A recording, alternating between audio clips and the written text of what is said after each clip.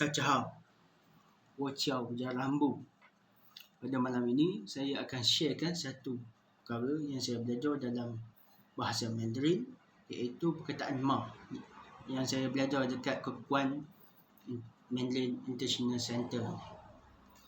Sebenarnya perkataan ma ni digunakan untuk persoalan, bukan jawapan. Contoh saya bagi. Kayi ma boleh ke tak boleh? Cakaplah kayi. Bukannya jawab balik kayi ma.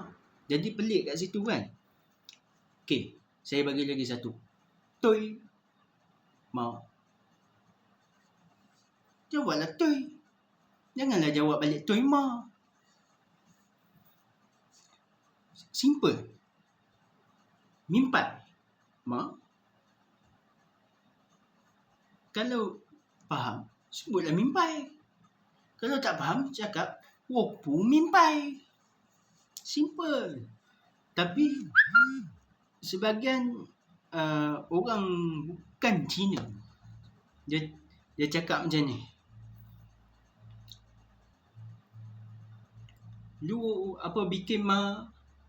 Apa soalan? Betul. Tapi orang tu jawab, saya makan nasi ma. Salah.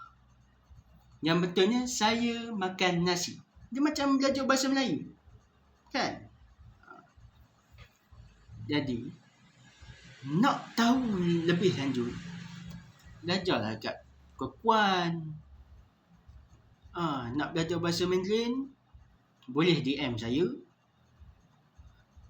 Tim kami akan bantu anda. Share. Jajan.